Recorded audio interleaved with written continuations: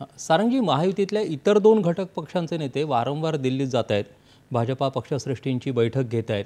उमेदवारी अर्ज दाखल करायची शेवटची तारीख, आत्ताच आपला जो चर्चेचा मुद्दा होता की शेवटची तारीख 29 आहे, तरी अजून कशावरती खल सुरू आहे असं वाटतं या सगळ्यामध्ये? कारण मुद्दा पुन्हा तोच येतो की बराच वेळ लागतो या सगळ्यासाठी. नाही, मला असं वाटतं की कोणतेही सत्ताधारी किंवा विरोधी हे काळजीपूर्वकच उमेदवारी जाहीर करणार.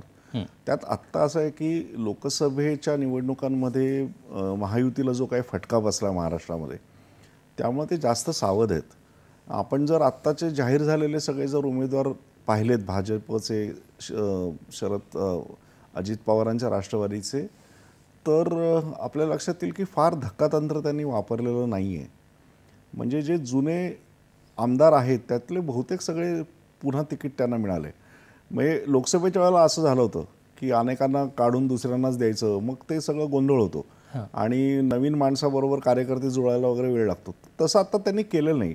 त्याच्यामुळे आत्ता जरी बैठका चालू असल्या तरी त्याच्यातून खूप धक्कादायक उमेदवाऱ्या येतील असं मला वाटत नाही. आत्ताचं जे सगळ्या बैठकांचं मला असं वाटतं की जास्तीत जास्त विजय कोणाला मिळेल आणि कुठे मिळेल या दृष्टीने मला वाटतं ते आखणी सगळेजण करतायत. आणि अमित शहांनी त्याच्यामध्ये लक्ष घालणं हे स्वाभाविकच आहे. याचं कारण भारतीय जनता पक्ष हाच महाराष्ट्रातला युतीतला सगळ्यात मोठा पक्ष आहे आणि जे काय उद्या व्हायचं आहे, निकाल लागणार आहेत, त्याच्यामध्ये भाजपचा वाटा हा सगळ्यात मोठा असेल. त्यामुळेच मला असं वाटतं काही ठिकाणी म्हणजे आपण जर गेल्या काही दिवसातल्या राजकीय घडामोडी पाहिल्या तर मुख्यमंत्री शिंदेंच्या नेतृत्वाखालच्या शिवसेनेला भाजपने थोडासा झुकतं माप दिलेलं आपल्याला दिसतं. आणि याचंही कारण मला असं वाटतं हेच आहे की पुढच्या विजयाच्या दृष्टीने आत्ता शिंदे किंवा शिंदेंची पक्ष नाराज होऊ नये या दृष्टीने आत्ता ती काळजी घेतली जाते. आत्ता मला असं वाटतं की एक एक जागा ज्या शिल्लक राहिल्या त्याचा हिशेब ते मांडत असतील आणि याच्यात कोणत्या पक्षाला आणि कोणत्या उमेदवाराला जिंकण्याची सगळ्यात जास्त संधी आहे ते बघून ते आता जाहीर होईल. दोन्ही बाजूला हीच प्रक्रिया चालू आहे. त्याच्यामध्ये फार विशेष असं काही नाही आहे. शिवसेना नाराज होऊ नये म्हणून काळजी घेतली जाते, पण यामध्ये राष्ट्रवादी काँग्रेस नाराज होईल असं होणार नाही का? मग जेवढा वेळ लागतोय त्या अनुषंगानं महायुतीमध्येच वेगवेगळ्या प्रकारचे जे खल सुरू आहेत त्याचा हा परिणाम होईल? मला असं वाटतं की आत्ता जर आपण विचार केला तर अजित पवारांच्या राष्ट्रवादी काँग्रेसची बार्गेनिंग पॉवर ज्याला आपण म्हणतो ती इतकी कमी आहे. आत्ता गेल्या 8-10 दिवसामधल्या जर घडामोडी बघितल्या तर अजित पवारांच्या पक्षातले अनेक त्यांचे साथीदार हे पुन्हा शरद पवारांकडे गेलेत. त्याच्यातले काही उमेदवारी त्यांना अनेकांना मिळाली. आता भुजबळांचा पुतण्या पण आता अजित पवारांचा पक्ष सोडून अपक्ष म्हणून उभा राहिला. तर आणि लोकसभेच्या निवडणुकांमध्ये अजित पवारांच्या पक्षाला यश मिळालेलं नाही आहे चांगलं. बारामतीच्या होम टर्फवर सुद्धा त्यांना चांगलं यश मिळालं नाही. त्याच्यामुळे शिंदे आणि अजित पवार यांची तुलना नाही होऊ शकत. एकतर शिंदे मुख्यमंत्री पण आहेत, त्यांच्या पक्षाने लोकसभेत चांगला परफॉर्मन्स दिला आहे.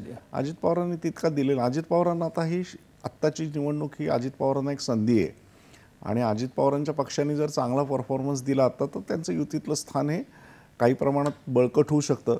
नाहीतर असं आहे की त्याच्यात शेवटी नुकसान अजित पवारांचं होईल. याचं कारण युतीबरोबर यायला आणखी पण काही पक्ष तयार झाले तर आश्चर्य नाही आहे. उद्या निवडणुका झाल्यानंतर आजचं आघाडीचं आणि युतीचं चित्र असंच राहील का हेही सांगता येत नाही आहे. त्याच्यामुळे मला असं वाटतं अजित पवारांवर आत्ता काही अन्याय होतो असं मला वाटत नाही. उलट त्याच्यात युतीतलं खरं मला एक आव्हान असं वाटतं की सगळ्यांची जी मतं आहेत ती एकमेकांकडे ट्रान्सफर होणं हा त्यातला एक खूप महत्त्वाचा मुद्दा असतो आणि त्या दृष्टीने मला असं वाटतं की युतीला जास्त प्रयत्न करावे लागतील. शैलेंद्रजी, मग हे आव्हान तुम्हाला पण वाटतंय? त्याच्यामध्ये अजित पवारांच्या बाबतीत असं आहे ना की सामान्यपणे कुठल्याही दोन निवडणुकांची थेट तुलना करता येत नाही. म्हणजे असं हरियाणाचा रिझल्ट आणि महाराष्ट्र तुलना करता येत नाही. महाराष्ट्रातलीच लोकसभा आणि महाराष्ट्रातलीच विधानसभा यांचीही तुलना करता येत नाही. त्याचं कारण असं की सामान्य वोटर, कुठलाही सामान्य मतदार हा लोकसभेला वेगळा विचार करतो आणि विधानसभेला वेगळा करतो. हे स्पष्टपणे यापूर्वी वारंवार दिसून आलं आहे. दुसरी गोष्ट म्हणजे अजित पवार त्यांच्याविषयी बोलताना बाय अँड लार्ज सर्व मंडळी त्यांची बार्गेनिंग पॉवर कमी झाली असं आत्ता सारंग म्हणाले. ते बरोबर आहे, त्यात दिसतंय आत्ता आपल्याला स्पष्टपणे. पण ते करताना देखील काहीतरी रेकॉर्डवरच्या गोष्टी घ्यायला लागतात. त्यामुळे लोकसभेतलं अपयश, आता अपयश कसं म्हणायचं, त्यांचा एक खासदार आला निवडून, ठीक आहे, आणि त्यांचा पक्ष फुटला होता आणि शरद पवारांचे जे काय आले ते जर धरले तर दोन्ही राष्ट्रवादी प्लसमध्ये आहेत, दोन्ही शिवसेना देखील प्लसमध्ये आहेत, शिंदे आणि ठाकरेंची बेरीज केली तर. त्यामुळे अजित पवारांची ताकद जी आहे, शरद पवार हे महाराष्ट्राचे खूप मोठे नेते आहेत, त्यांना महाराष्ट्र माहिती आहे. अजित पवार हे त्यांच्याच तालमीत तयार झालेत. पण अजित पवार हा माणूस लोकसभेचा नेता नाहीच आहे, लोकसभेच्या निवडणुकीचा प्लेयरच नाही आहे असं माझं मत आहे. आणि ते विधानसभेचे प्लेयर आहेत. आज त्यांच्याकडे जे सगळे शिलेदार आमदार मंत्री झाले होते ते सगळे आपापल्या मतदारसंघातले बलाढ्य नेते आहेत. तरीही त्यांच्यातल्या काही जणांना आता खूप कडवी झुंज फेस करावी लागणार आहे. आणि तरी देखील अजित पवारांना जेवढं लोकसभेला कमी यश मिळालं तितकं आत्ता मिळेल असं मला वाटत नाही, एक. आणि दुसरी गोष्ट अशी की वोट ट्रान्सफरचा जो विषय आहे, ज्या वेळेला अजित पवारांचा पक्ष शिंदेच्या सरकारमध्ये आला त्यावेळेच्या लगेचच्या निवडणुकीत त्यांची मतं लगेच ट्रान्सफर होतील असं नाही, कारण हे सगळे लोक एकमेकांच्या विरुद्ध लढलेले आहेत. पण आताच्या निवडणुकीमध्ये अनेक घटक जे आहेत, जसं RSSचा सहभाग, याच्यासह अनेक घटक आहेत, त्याच्यातनं असं दिसायला लागले की महायुती ही जेल होतीये का काय, आणि कदाचित वोट ट्रान्सफरचं प्रमाण थोडंसं वाढेल का. आणि त्याहीपेक्षा महत्त्वाचा घटक आहे लाडकी बहीणचा.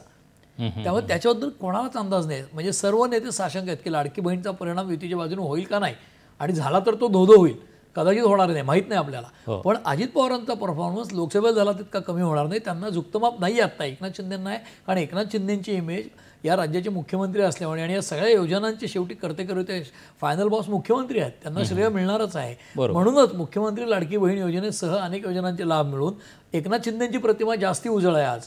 त्या तुलनेत देवेंद्र फडणवीस महाराष्ट्रात अनेक ठिकाणी विलन झालेत, विशेषतः मराठवाड्यात. आणि अजित पवार लोकसभेत अपयशी ठरलेत तुलनेने. आणि हे लक्षात घेतलं तर एकनाथ शिंदेंना झुकतं माप मिळणार एकनाथ शिंदे आणि अजित पवार यांच्यामध्ये. पण अजित पवारांना कोणी डिस्कार्ड केलेलं नाही, उलट त्यांना बरोबरच घेऊन जातात. एक वेळ अशी होती 1 महिन्यापूर्वी की असं वाटतं त्यांना वेगळा लढा सांगतील का काय. मोहन भागवतांनी विधान केलं होतं की अजित पवारांना युतीत घेतल्यामुळे आमचे वोटर नाराज झाले. मग हे जर मोहन भागवतांचं विधान असेल तर आज नाराज नाहीत का, तर ती नाराजी कालांतराने कमी होते. संघाच्या एका वर्तमानपत्रात तसं आलं होतं ते. नाही, मोहन भागवतांनी विधान केलं होतं जाहीर, वर्तमानपत्रात नाही, मोहन भागवतांनी जाहीर विधान केलं होतं की अजित पवारांना घेतल्यामुळे महायुतीतले घटक महायुतीचे वोटर नाराज झाल्याचं. हे रुचलं नाही लोकांना, अशा पद्धतीचं विधान होतं. पण आता त्यांचं ते विधान कदाचित नसेल, कारण आता काही काळ लोटलेला आहे आणि कदाचित अजित पवार त्या युतीचा घटक म्हणून त्यांनी मान्य केलेला आहे. आणि त्यामुळे अजित पवारांना डिस्कार्ड जरी केला असलं तरी त्यांचा परफॉर्मन्स इतका कमी होईल असं मला वाटत नाही. तुम्ही आता तो एक महायुती थोडी जेल होते, म्हणजे एकत्रितपणे थोडं काम करायला लागले की काय असं वाटायला